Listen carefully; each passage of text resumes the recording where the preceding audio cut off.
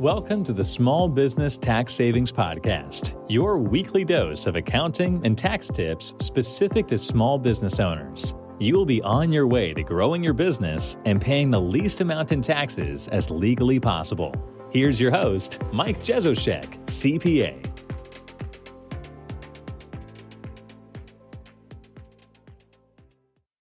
Hello and welcome back. Today's topic is when should I or should I not become an S corporation? Now, before I get into that, just a few housekeeping items. One, we have our live webinar coming up on May 4th, 2022, Tax Strategies to Ensure Business Owners Pay the Least Amount Possible. This is a free live webinar. You can join at taxsavingspodcast.com/webinar.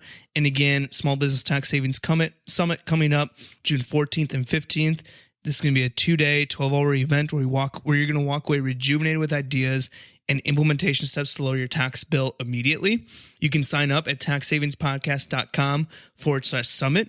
We also have a $100 off coupon code specific to podcast listeners. That coupon code is podcast taxes. And just a reminder that if you are a member of our tax minimization program, this summit is included. One final remember, do not forget to join our free Facebook group. Just go into Facebook, type in Small Business Tax Secrets, answer a few questions, and join there. Now let's talk about today's topic. When should I or should I not become an S corporation? And first off, if you have missed our blog post or podcast episode last week on what is an S corporation, you're going to definitely want to check that one out first, as it leads into this one of when you should or not be an S corporation. First, you want to find out what is an S corporation.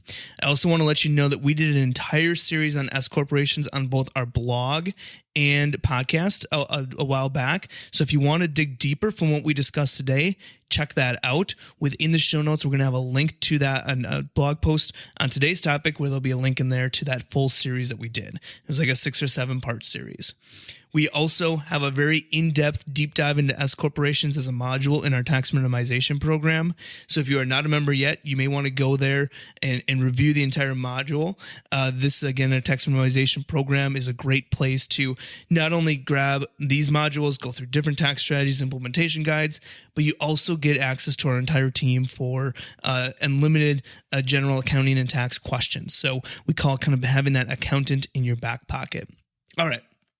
So with all that being said, let's dive into today's topic. When does it make sense or doesn't make sense to be an S corporation? And before we get into that, we just want to talk about what are the S corporation requirements. So to even elect S corp status, there's a few requirements that they have. First, you must be organized initially as an LLC or corporation. Remember, with an S corporation, this is simply a tax election. So you have to have a company open first that you then would elect that S corp status. If you are currently operating as a sole proprietorship, you will need to open an LLC or corporation before you're able to elect S corp status. So that's a key thing to remember. The second piece is that shareholders can be shareholders of an S corporation can be individuals, certain trusts, or estates, but shareholders cannot be a partnership, a corporation, or a non-resident alien. So that's a key thing, is that if the owner of your company is a partnership, corporation, or a non-resident alien, you cannot elect S corp status there. With an S corporation, you cannot have more than 100 shareholders. With an S corporation, you can only have one class of stock. And with an S corporation, all shareholders, all owners of the company must consent to that S corp election. So I want to talk about the S Corp requirements because these are going to play well into when it makes sense or when doesn't it make sense to be an S corporation. So first we want to talk about when should I not be an S corporation. Now, oftentimes you're going to hear accountants that are very quick to jump on the S Corp bandwagon, but there's some things that we should discuss on when it really may not make sense for you to be one.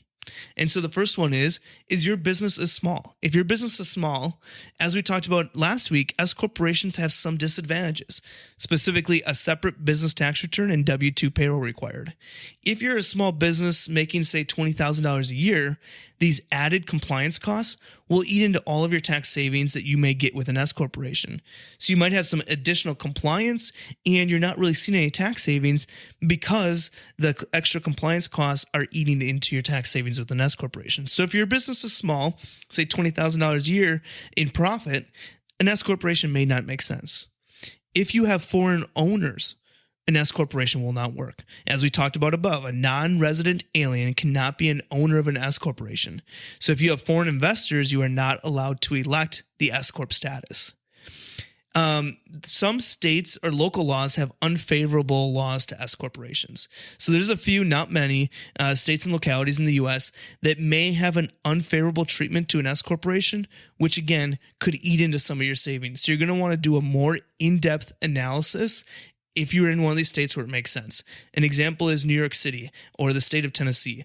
If you live in one of those, you will want to talk to a tax professional to go through your specific scenario, your income levels, where you're at, to see where your tax savings are going to be, when we also factor in some of the tax that you might have added at the state or local level. Another time where an S corporation may not make sense is if you have another high-paying W-2 job. The biggest reason to elect S Corp status is for self-employment tax savings. If you have a high-paying W-2 job, you may be maxing out Social Security taxes already, and thus your savings would only be roughly 3%. Again, this could minimize your savings under an S corporation unless your S corporation is earning over a certain level, usually around that $200,000 level. So if you have a business, but you also have another high-paying job, say over $150,000 in that other job, but your business is only profiting, say, $80,000, we might want to hold off. So another high-paying W-2 job is another reason to think, hey, is this make sense or not? If you're expecting your business to decrease or close soon, an S corporation might not make sense. If you're expecting your business profits in the future to be low, or you plan to close your business in the future, again, we might not want to bring in these added compliance costs if we're not going to really be utilizing that S corporation in future years. And finally, if you're planning to go public soon or have a lot of investors, S corporation may not be the best option. With an S corporation, you are limited to only one class of stock and 100 shareholders. So if you plan to go public or bring on different types of investors, an S Corp setup likely would not be the greatest fit. But again, there might be some workarounds to that. Some of the owners who might still be able to utilize an S Corporation just in a separate method. And we're going to talk about that on future episodes. So as always, with a decision like this, you should be running it past your tax advisor to ensure that this decision is the right one. So again, just a recap, when should I not be an S Corporation? If your business is small, say $20,000 a year in profit. If you have foreign owners, you wouldn't be allowed to have an S corporation. If you live in an unfavorable state or where local laws add some tax which could eat into your tax savings, again, New York City and Tennessee, you may not want to be an S corporation, although we still would want to do the numbers, run some checks. If you have another high-paying W-2 job with lower business and high-paying W-2 job with a business that's a little bit on the lower end, S Corp might not make sense, but again, let's run the numbers. If you're expecting your business to decrease or close soon, we might not want to, or if we're planning to go public soon or have a lot of investors, an S Corporation may not be the best vehicle. So let's get to the fun part. When should I be an S Corporation? These are all, again, just as a disclaimer, these are all general guidance, and your specific scenario should be discussed with a tax advisor. So the first one, business profit of $50,000 or more. So as we kind of talked about, there's that added compliance cost with an S corporation, separate business tax return and payroll. And you want to make sure that you have enough profit to outweigh those added costs. $50,000 is a good benchmark that we use for that. If your business is profiting $50,000 or more consistently, an S corporation is likely going to far outweigh any kind of additional costs you have with electing that S Corp status. And again, a key part of that is you expect to maintain profit of $50,000 or more. Having an ongoing expectation of that income level is also key. If you're making $50,000 this year, but expect all future years to be $15,000, then it may not make sense to get the benefits for just 1 year when it may hurt you down the road. S corporations are great for those that are a solo owner or they're just a partner or two. It will likely play well with that. We're going to be talking about in the next week about different entity structure and setups with multiple businesses or partners. So check that out. But the key thing here is that typically we will go a different route if there are a lot of owners or outside investors. But if it's kind of a solo owner or a partner or two, S corporation is likely going to be a good fit. And again, S corporation is good if you have no other high paying W-2 job. Most people we put in an S corporation, it is their main source of income. They do not have other W-2 jobs that they earn a high salary in. Their business is their high income. And so that's where it's going to make sense. So again, when does the biggest thing that we want to look about when an S corporation makes sense is at $50,000 in profit or more, with the expectation to maintain that. Those are going to be the two big indicators of when it makes sense. Like I said in the beginning, I highly recommend you check out our blog post or podcast episode last week on what is an S corporation. And then we also did our series, Everything You Need to Know About S Corporations. So if you want to dig deeper into this, you want to know more about S corporations, how they work, how you do them, check out both last week's episode and our series. And within the show notes of this episode, we will have a link to our blog post that has links to all of this stuff. We also, again, do a very thorough deep dive on S corporations in our tax minimization program. As part of that, we do the S corporations. We talk about the S corporation strategy. We have a payroll tax savings calculator, and this is a great tool where you can run scenarios of your specific situation to see what savings you would have. So based on your profit, your reasonable salary, what would the S Corp savings be? We also talk about in our tax minimization program the S corporation disadvantages, how to decide if an S corporation is right for you. We also go through the exact steps on how to elect S Corp status. So you could go through this whole, if you determine, yes, S Corp makes sense, we teach you how to do the S Corp election all on your own. We also teach you how to determine a reasonable salary. We have a worksheet that you can fill out to determine what is a reasonable salary for you. We also talk about setting up payroll for an S corporation, utilizing Gusto, and different things that you need to do after electing S corporation status, and so much more.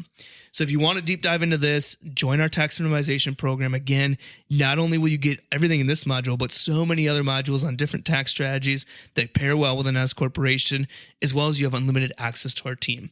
So you can join our tax minimization program at taxsavingspodcast.com/tax. Again, just a quick review of of the S corporation.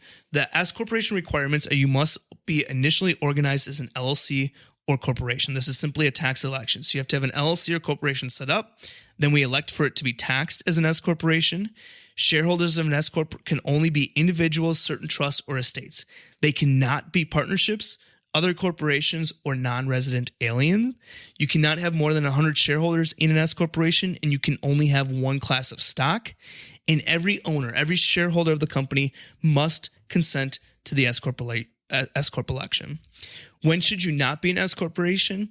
If your business is small, you have foreign owners, you live in a state like Tennessee or a city like New York City, which may have some added taxes. You have another high-paying W-2 job. You expect your business to decrease or close soon, or you're planning to go public in the very near future, or you have lots of investors. Again, these are just reasons why you may not want to do an S corporation. You might be living in Tennessee and still do an S corporation. We're not saying that. We just want to analyze the numbers and make sure your income's at a level still that makes sense to do this. Typically, when should you be an S corporation? When you have business profit of $50,000 or more, and you expect to maintain that profit level. Again, S Corp works great for a solo owner, or maybe if you have a partner or two, and typically S Corps work great for those business owners where the business is the bulk of their income. The high income that they earn is from the actual business that they are operating. So again, don't forget to check out our episode last week, What is an S corporation? Also check out our series that we did where we deep dived into S corporations. Links to all these are in the show notes and our blog post, and also join our tax minimization program if you want to join or learn more there. Next week, we're going to be talking about different structures when you have partners and various different setups like that. So we're going to talk about when things get a little bit more complex and what type of good entity structures might make sense in those scenarios. So again, just want to thank you for listening to another episode, and I will see you guys next week.